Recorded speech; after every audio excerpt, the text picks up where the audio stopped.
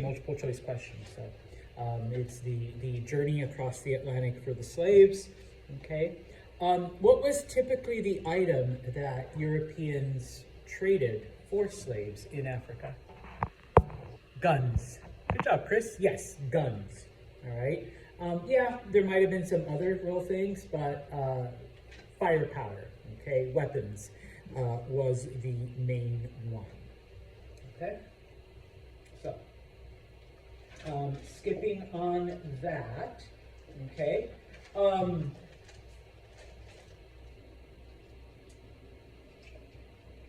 And this is like maybe 2 or 3 of these slides for the next one.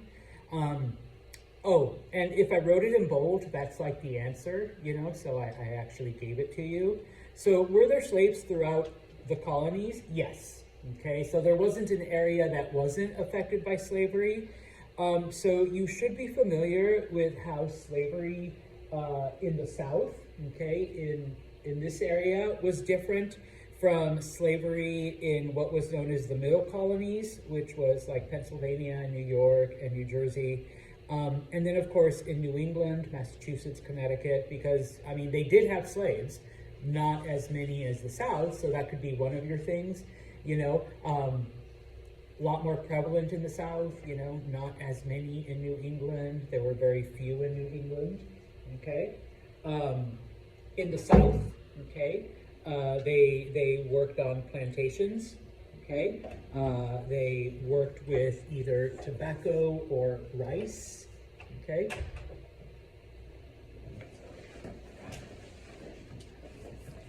So, number one, obviously there was way more of them in the South, much fewer in New England.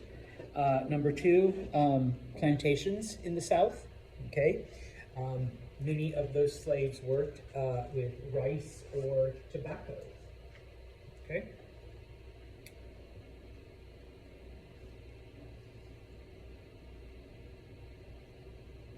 We skip over rice, okay. When it came to the North, like New England or the middle colonies, okay, you can say that the laws in the North were less strict than the laws in the South, okay. In the middle colonies, they're the ones who actually built the cities like New York and Philadelphia, all right? So they're, you know, they didn't work the big plantations, but they still did a lot of the hard labor, all right? If you want to just write, you know, they wrote in construction. They worked in construction. They were the ones that built, you know, the early parts of New York City, the early parts of Philadelphia, and other, you know, places.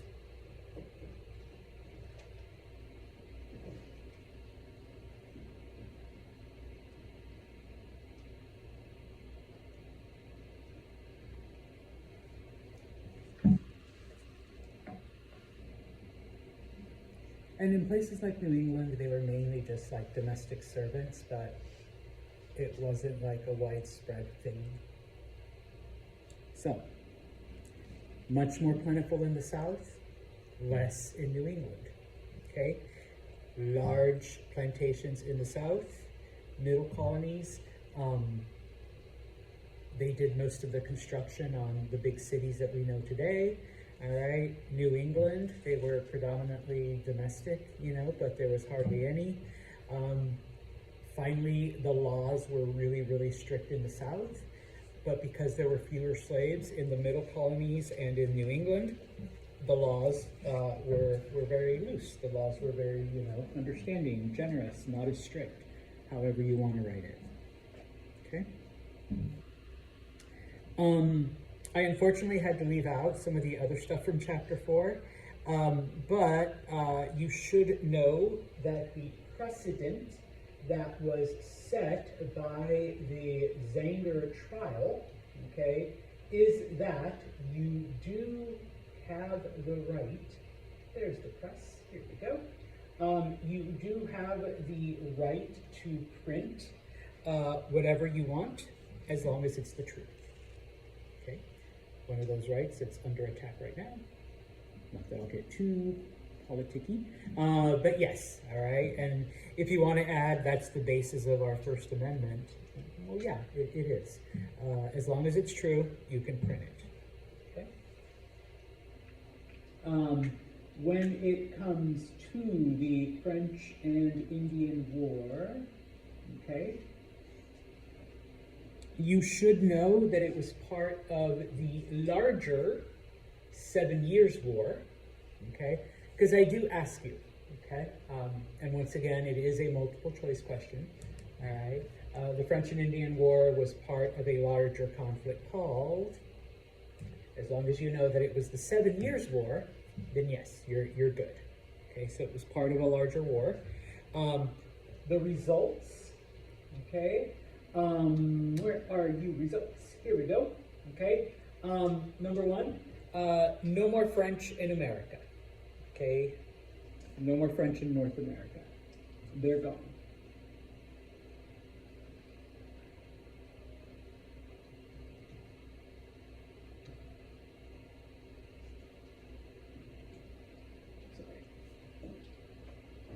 Okay, and number two, Britain had a lot of debt from this.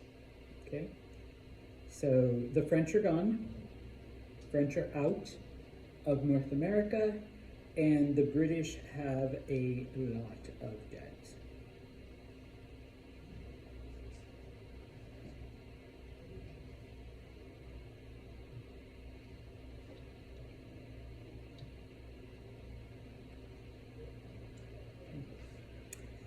Your next question, why did the colonials see themselves as British citizens and why did they feel closer to Britain? Okay, you can talk about how they participated in the French and Indian War. They contributed to the British victory over the French. All right. Actually, the rest of it kind of jumps into the next chapter.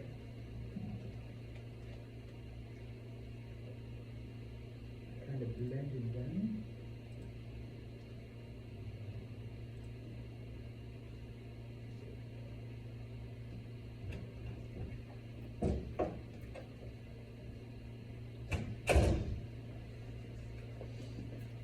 Oops, oh mama. We'll have to come back to number 5, okay, in a little bit. All right. And I had it on the previous one, but you should know, and I wrote it down for you just because I know I kind of messed it up a little bit.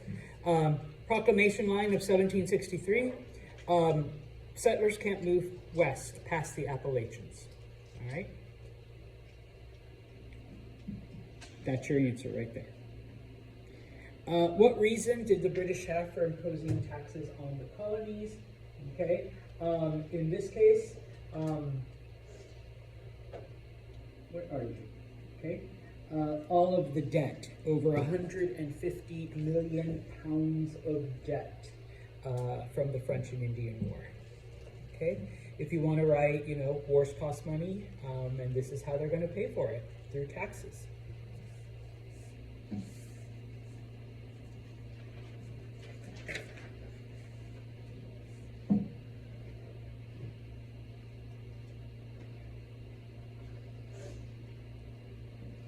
I'm sorry.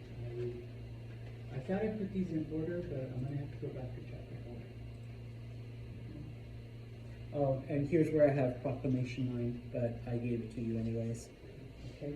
Where are you? I apologize. Where are you? Here we go.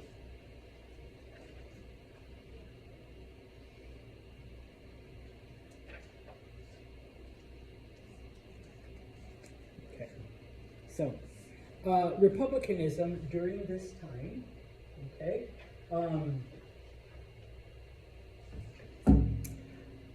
a willingness to give up your own interests for the public good, all right? And that becomes the basis of,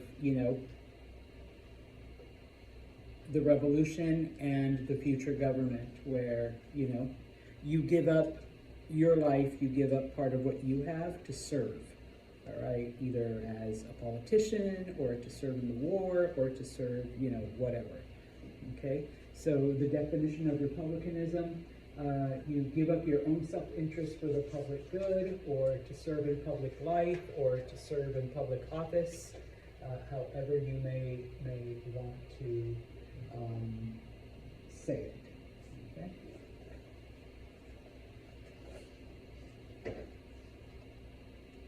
Question? All right. Then let's go back to chapter 5. Once again, I apologize. Okay. Where are you? Here we go. Okay. What does it mean? Where did I put it? Here we go. Okay. What does the phrase "no taxation without representation" mean, or what does it stand for? That basically, okay, colonials wanted representation in Parliament. Colonials were okay with some of these taxes as long as they got a say, all right? As long as they could be a part of the process, okay, we understand. We got to pay our fair share, okay?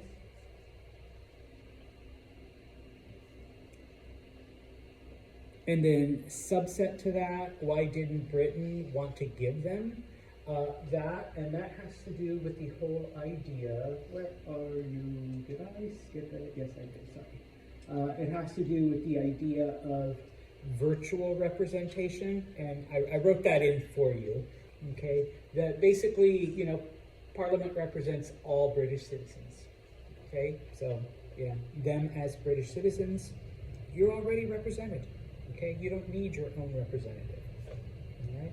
So, no taxation without representation. We want a voice, okay?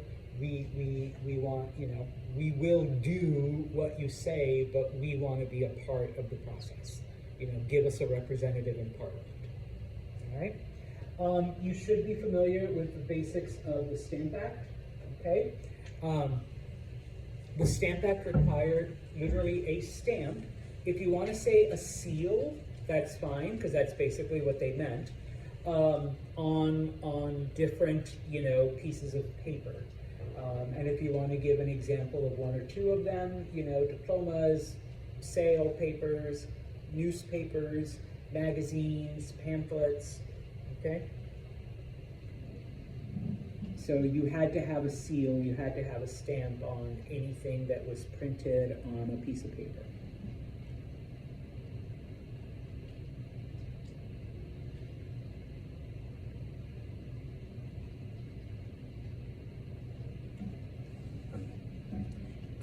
The Townshend Acts. Where are you, Townshend? Okay. The Townshend Acts were basically very small taxes on random things, 5 specific random things. I don't care if you list them as long as you know the most important one, which is what? Tea. Okay, gossip. No, not gossip. The tea you drink. Okay, so just a small tax on 5 random things. One of those things being tea. If you want to write, oh yeah, glass, paper, lead, paint, and tea, I suppose you can. But you just need to remember the tea part. But it was just 5 things, random, small taxes. Okay? You should be familiar with some of the details of the Boston Massacre, okay? There are British soldiers in Boston to try to stop smuggling, all right, number 1. That's what they're there for. They're trying to stop some of the smuggling that's going on in Boston, all right?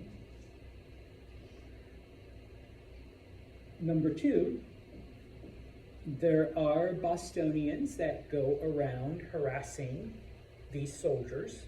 Okay, they make it their thing to do. And of course, not to say that the British soldiers are innocent, because they're, you know, being themselves. They're out there drinking and doing their thing. Okay.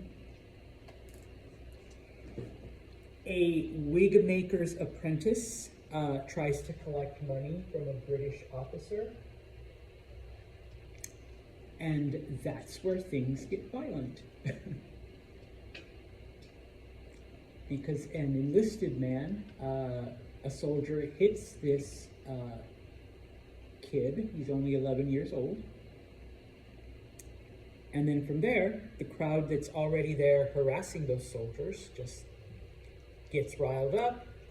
Somebody shoots, and then everybody shoots their guns.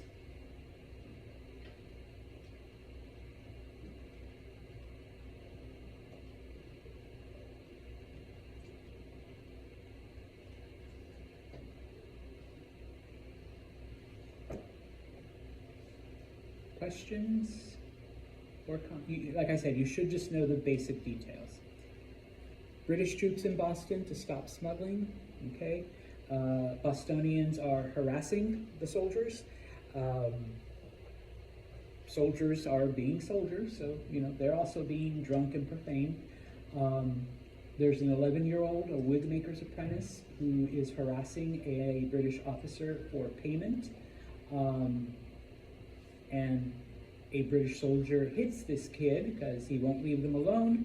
And there's already a crowd, you know, because they're messing with them. And then things just snowball from there. All right. Now, I did kind of combine a couple of things here. And so that's why I gave you the answers. Because the Stamp Act, number one, is repealed. The Stamp Act is ended, okay, because of boycotts against British goods. But why didn't those boycotts work for the Townshend Acts? Okay,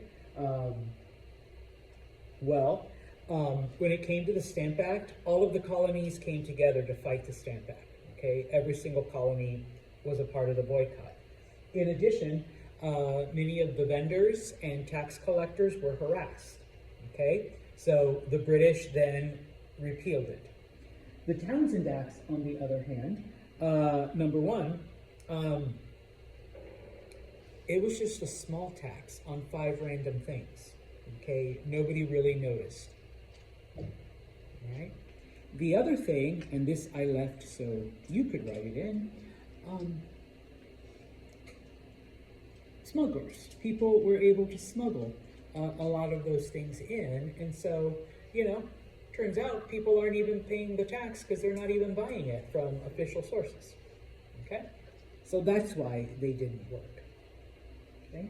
Now, talking about the tea, okay? And once again, not talking about, gossip, okay? The reasons for the Boston Tea Party, number one, the East India Company, being on the verge of bankruptcy, is given a monopoly, okay? So they lower all of the prices so that the only tea people buy is East India tea, okay? The prices get so low that they're even lower than the smuggled tea. It's cheaper than the smuggled tea. And so, you don't mess with the smugglers. And so in order to, you know, get rid of their competition, okay, you have the Boston Tea Party. Okay, they throw all the chests of tea overboard. So, East India Tea Company is given a monopoly. They lower their prices so that it is cheaper even than the smuggled tea. So the smugglers are now losing money, and so people throw the tea overboard. All right? You should know that the Intolerable Acts, okay, I'm not gonna ask you for the specifics of it, other than they were meant to punish Boston, okay? So these were not revenue generating taxes like the Stamp Act or any of the other ones to pay for the war. These were strictly punishment. These were strictly retribution. Okay? Sorry, I had to skip over, like, okay, so what were some of the intolerable acts? All right? Now, when all this stuff happens, okay, you need to, number 16, be able to give me the original purpose of all this. Remember, independence, a new country, was not it, okay?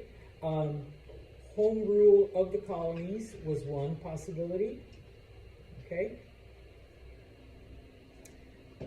Representation in Parliament, also.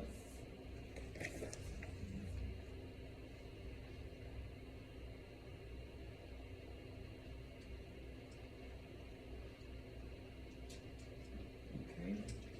And of course, repealing not just the intolerable acts, but some of those taxes that the British had imposed.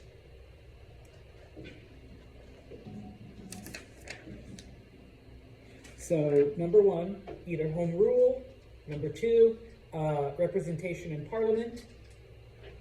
And number three, get rid of, these fines, these levies, these taxes, do away with them, type of thing. All right? Now, I'm not going to ask you to give me too much about common sense, other than,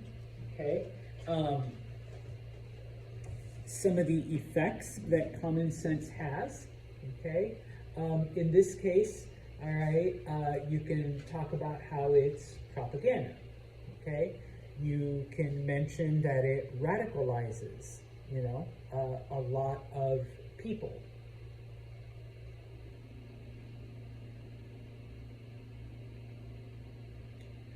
One of the arguments was, you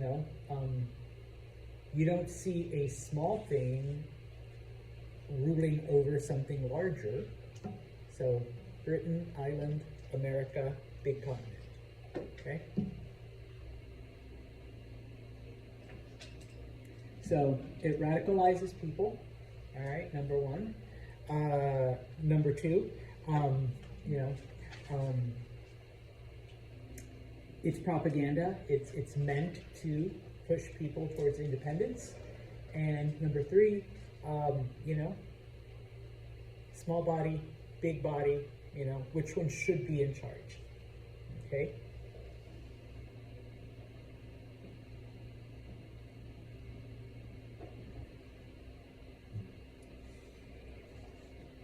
I'm not going to ask you to list everything in the Declaration of Independence, okay?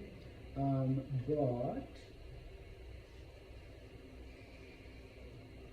where are you? Okay, sorry. What was the date that it was approved? We celebrate it every year. July 4th. No, July 2nd was the day they voted for independence. July 4th is the day that the Declaration is approved. So yes, I'm going to go for July 4th. Okay? You should know who the main author was. Who was the main author? Not of the Declaration. Thomas Jefferson. Okay? No. But I do want to know who he takes his inspiration from. Now, Maya. John Locke. He's inspired by John Locke. So, main author is Jefferson, but I say inspired, but he plagiarizes from John Locke. Okay? Oh, yeah, I did put it there. Approved on July 4th. I know. Maybe. All right. And then, of course, you should know that it does contain a preamble. Okay. It does contain a list of grievances. All right. It does contain that desire to remain British. And then finally, that ending part, the right of revolution, that all of the conditions are there. And so, yeah, that is our final right. Okay? And that I wrote down for you. So, July 4th, 1776, I gave you part B. Thomas Jefferson wrote most of it. He got his inspiration from John Locke. Okay? There will be, like, about 3 questions, you know, so you should know those things. All right? You should be familiar with the division of the colonies, and I don't remember where I put it, but I did put 1/3 there. Okay? What do I mean by 1/3? 1/3 of the colonies, or the colonists, wanted what? Independence. 1/3 of the colonists, they did not. They wanted to be a part of Britain. And what about the last third? They didn't care. Yeah, all right, well, whoever wins, I guess. You know, we'll go with them. All right, well yeah, I guess that's how it's happened. Okay, all right, that's what we'll do. So, 1/3 wanted independence, 1/3 wanted to stay with Britain, 1/3 didn't really care. Either way, they were happy with whoever. Okay? The Battle of Saratoga. Why? Why is it important? Why is it the turning point? Who comes in after Saratoga? France. Yes, the French. Okay? After Saratoga, okay, the French enter the war on the American side.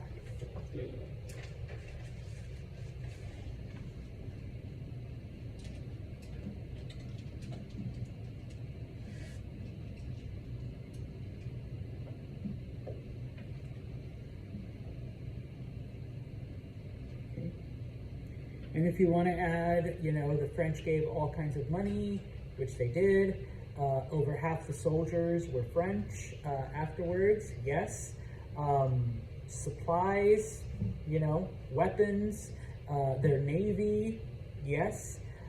If you want to add the fact that France's allies, like the Netherlands and Spain, also joined in, boom, okay? But as long as you have after Saratoga, the French joined the war on the American side.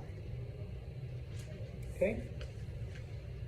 And I apologize, I put it kind of in reverse order. Okay? But before Saratoga, you should know that, I mean, it was going pretty badly.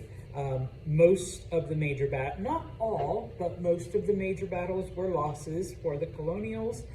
They won a few skirmishes, they won 1 or 2, but, you know, things did not look good, okay? You should also know that the last major battle was the Battle of Yorktown, okay? But even though the Americans win at Yorktown, okay, the war actually lasts for 2 more years, all right? So, last major battle, Battle of Yorktown, war continues for 2 more years, okay? The war finally ends with the Treaty of Paris, okay? The 2 most important things that the Treaty of Paris does, number 1, recognizes the independence of the United States, okay? That's probably obviously, the most important one. Number 2, generous boundaries, okay? It's not just, you know, the colonies. They give them everything east of the Mississippi.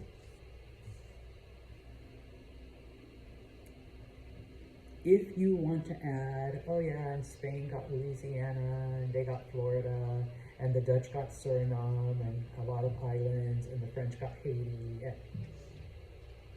It's not part of our story here, curriculum, but all of that happened too, all right? But recognition of the United States, generous borders, generous boundaries, everything from the Mississippi over, okay? All right. So that leads us into the last part, and that is actually chapter 7. Okay? When it comes to, okay, the state constitutions, you should know that they were only meant to be temporary, very basic. Okay, they were only meant to provide, laws as they were needed until something, concrete happened. All right, we're fighting a war, so just take care of things for now. Okay, what were the Articles of Confederation? Okay. You can tell me that they were America's first constitution. If you want to say America 1.0, that's fine. Okay. America's first constitution, the first new set of laws.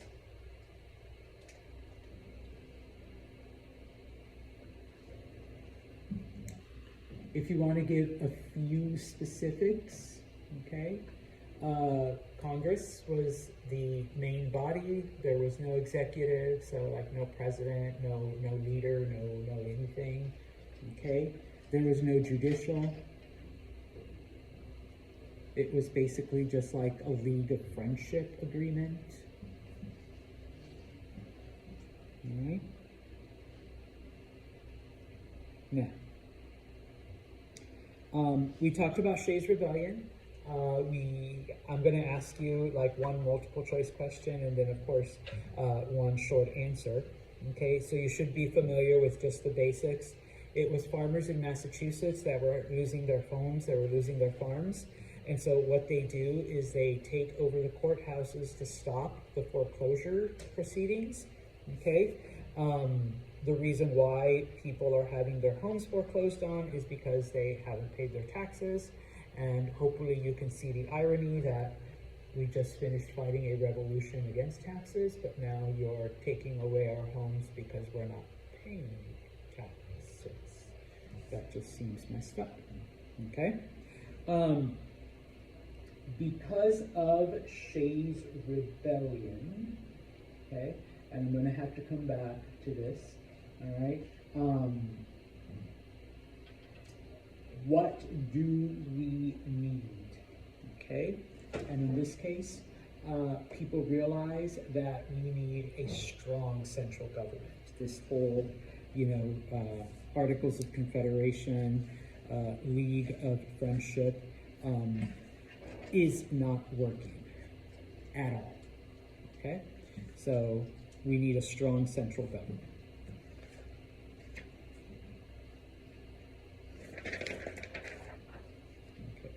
And once again, I apologize. I did these kind of in reverse order. Okay.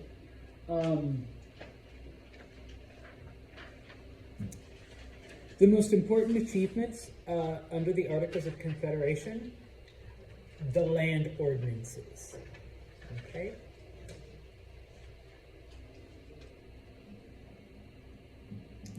If you just want to write that, that's fine. Okay. If you want to be a bit more specific, okay, 1784, self-government in the territories. 1785, how the government is going to divide up the land and sell it to people. You don't need to give me, oh yeah, I came up with a township, and each township was 6 square miles, and each mile was considered a section, and the 16th one was reserved for public education, and then a half share, a full share, a quarter share. Okay, so self-government, how the land would be sold, and then of course the last one, and probably the most important one that we still use, even with the last state admitted, okay, after 60,000 people, you could become a state. You could petition to, join the United States, and you had just as much rights as the original 13.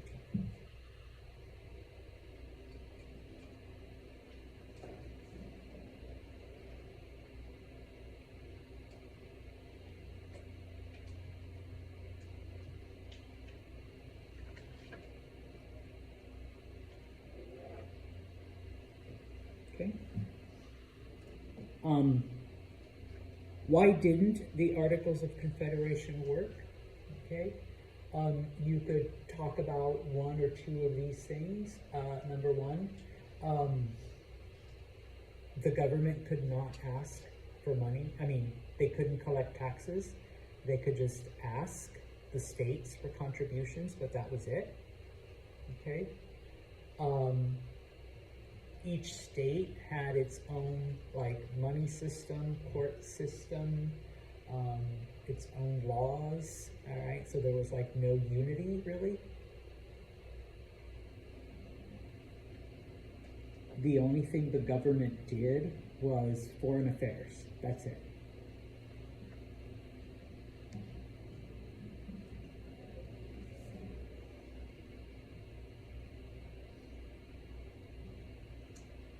And once again, if you want to say that there was no executive, like there was like no president, no king, no chancellor, no prime minister, that was a weakness. That was something that,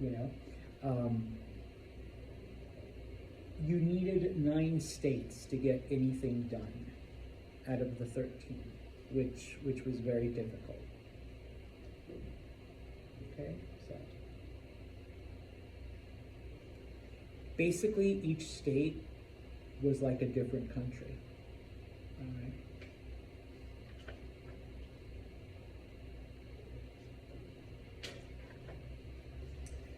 And this is actually where we ended last week, so I apologize, okay?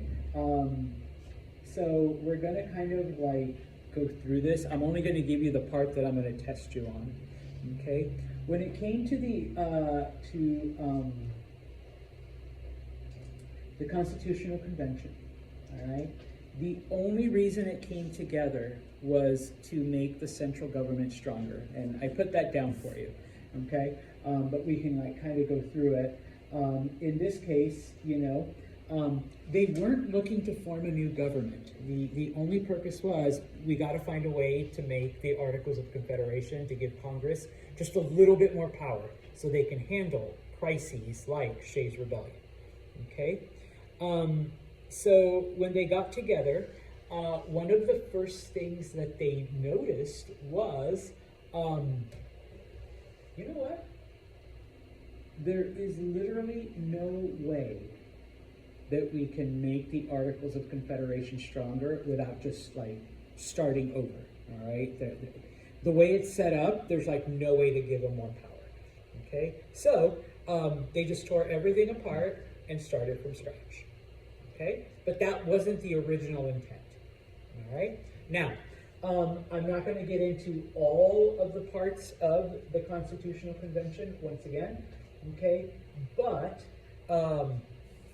you should know that the people who supported the Constitution were known as Federalists, and Anti-Federalists were the people that were against it, okay? 2 of the biggest debates, okay?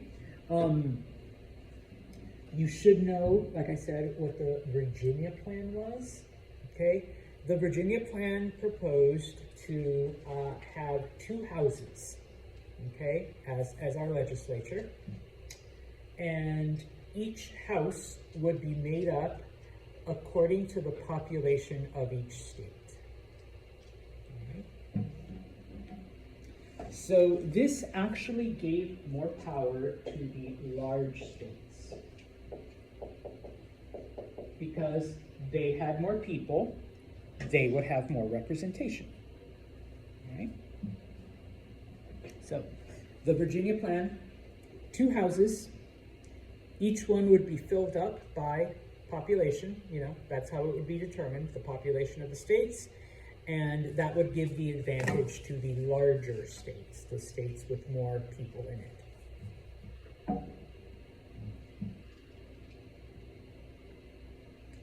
And just as an FYI, Alexander Hamilton wanted us to have a king, and he wanted George Washington to be George I. I'm glad he was voted down. Sometimes. The New Jersey Plan. Where are you, New Jersey? Okay. The New Jersey plan, one house, and each state had one vote. Okay? So this favored the small states, because it didn't matter if you had, like, 100,000 people the way New York did, or if you had, 10,000 people the way Rhode Island did. Everyone got one vote. Okay? So, New Jersey plan, one house, one vote for everyone. Virginia plan, two houses, and it's determined by your population how many votes you get. Hopefully you can see where the compromise was, all right? Because we have a house right now that is made up by population, and then we have the Senate, which is every state gets two votes. Okay, so not just one, but two votes. It doesn't matter, Delaware gets two votes, Rhode Island gets two votes, Hawaii gets two votes, but so does New York, California, Texas, Florida, some of the big population states. Everyone gets two votes. Okay? So, why is the Constitution described as a framework? Let me get to the framework. No? Okay. Where are you, framework? Where did I put it? Oh, well. Oh, there it is. Okay. Constitution is only a framework, okay, because changes can be made, okay? Those changes are called amendments, all right? The Constitution was not meant to be static. It was meant to be adaptable, okay? And in one of the previous slides, I did put the phrase necessary and proper clause. The Constitution doesn't talk about NASA, for example. But it was created in the 50s and 60s because, we're going to space. We need an organization to take us there. So it's necessary and proper, okay? Nothing in the Constitution talks about, some other stuff that has happened, all right? Can changes be made? Yes. I've actually had this argument with people. I'm like, okay, to amend, that means to change. All right, we have 27 amendments. We have 27 changes to the Constitution. It has been amended 17 times. In those 17 times, we made 27 changes, okay, to it. All right, and some of them, like the 18th Amendment, banned alcohol, okay? And guess what the 21st Amendment did? It brought it back, okay, like type of thing. So it can be changed, all right? So, it is only a framework, okay, because it can be changed, changes can be made as necessary, all right? Just a little bit of trivia, the last amendment, 1992, so it's been about 30-something years, okay? All right. Why is it said that the Constitution is the Great Compromise, and what are those compromises, okay? Well, where are we? Here we go. Okay. You can start with the part we just talked about. Okay. Our legislature is a mix of the New Jersey and the Virginia plan. Okay. Virginia plan had two houses, each one determined by population. We have two houses, but only one of them is determined by population, and that's the House of Representatives. The other one is basically the New Jersey plan. Altered. Every state, has two votes, as opposed to one, all right? We have an indirect method of choosing the president. It's called the Electoral College, okay? When you go to vote, or if you voted last year, I know you marked a bubble that said Donald Trump or Kamala Harris, but you didn't actually vote for Donald Trump or Kamala Harris. You voted for people who promised to vote for Donald Trump or Kamala Harris. Okay, that's the Electoral College.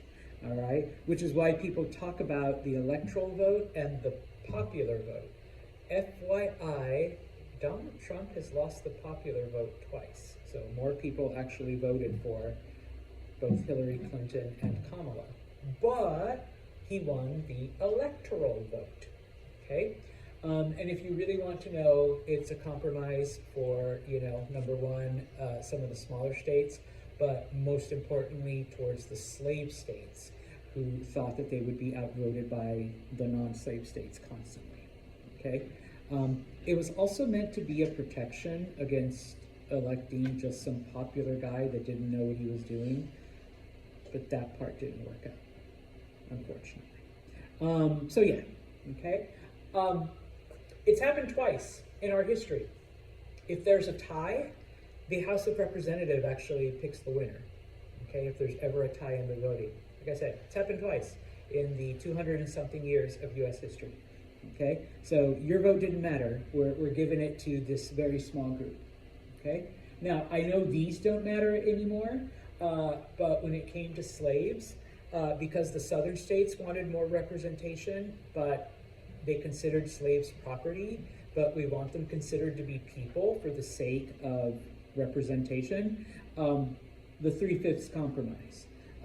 Every black person in the South was considered 3/5 of a person, okay, for representation purposes.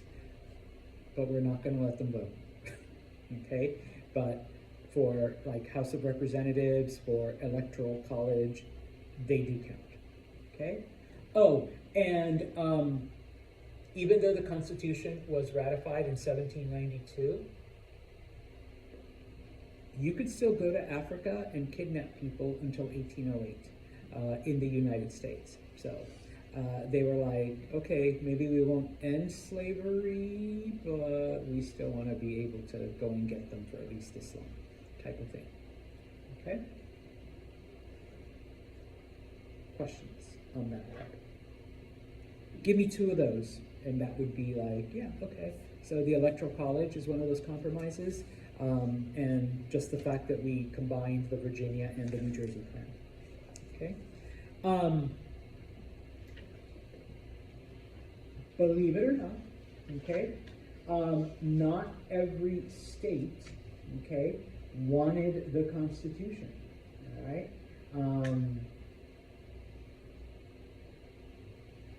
What are we? Here we go. Okay. Oh, I didn't. Did I miss? Sorry. Okay. Here we go. Okay. I think. No, I am so sorry.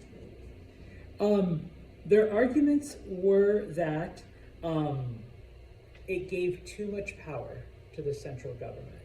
All right, and that this would lead to a dictatorship. Oh, I guess that was the part I was going to talk.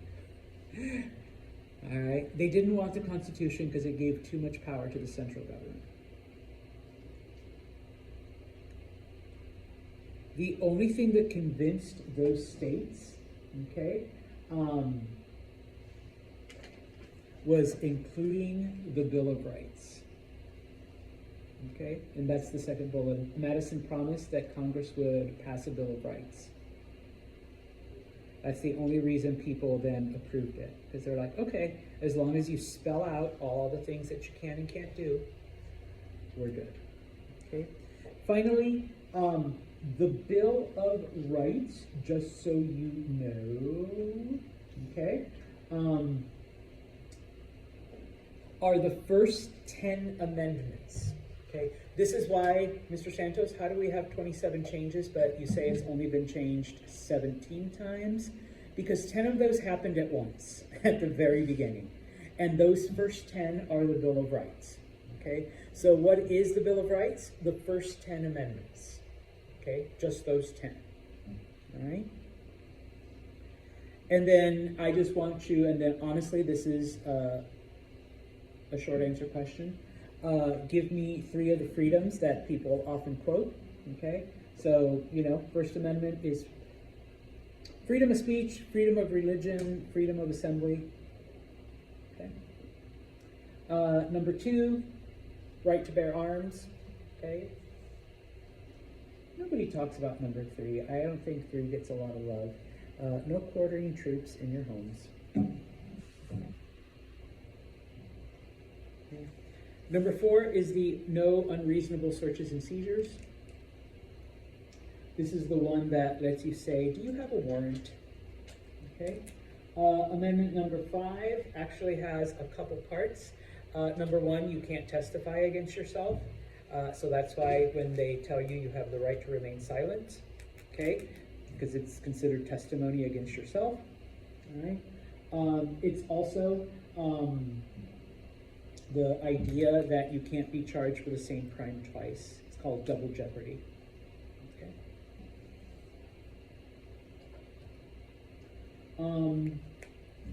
The ones that nobody really talks about. Number 6, the right to a speedy and public trial of your peers. Okay, so the fact that you can have a jury trial is your guarantee in the 6th Amendment. All right. Now, this also provides different rights for people who are accused of crimes. Okay. Amendment number 7, because Amendment 6 only deals with criminal trials. Amendment number 7 says all of the rights of a criminal trial you can also have in a civil trial. All right. So if your neighbor tries to sue you because like your tree fell during a storm and fell into their yard, and you're like, pick it up yourself. I'm doing my side and you do your side. They can take you to court and they could demand a jury trial and they can demand like all of the other stuff. Even though for something like that, like you can just go to small claims and like a judge could decide, but you can say, no, I want a jury. And so you can do that, okay? Number 8, no excessive bail, no cruel and unusual punishment. So once again, has to do with criminal rights. So if you're arrested, your bail can't be excessive, and of course, you know, you can't be tortured, you can't be all of that, which is one of the reasons why, and I know people complain, you know, prisoners get, you know, like TV and weight rooms and like entertainment and college classes and things like that, okay? The last 2, if a right is not mentioned in the Constitution, then it's the right of the people. Okay, so the government can't tell you what to do if it isn't already written down. Okay, and number 10, if the federal government did not like say this is what we do, then those rights belong to the state. Okay, so for example, the government tells us, okay, if you're over 18, you can vote. If you're a man or woman, whatever, you can vote. But it doesn't put specific voting requirements, like, you know, you have to do this, you have to do that, you have to. And so the states determine that, okay? So when I lived in California, I had to provide like 2 forms of ID before I could vote, because that was state law. Here in New York, first time I voted, I showed up and they're like, yeah, okay, you're Santos, all right, sign right there, here's your ballot. And I'm like, but I've got my 3 forms of ID. And they're like, no, we don't need that in this state. And I'm like, oh. So individual things left up to the states. Okay. Questions and or comments? I only need 3. And if you want to take them all from the First Amendment, because that one has like 5, that's fine. Okay. So just like the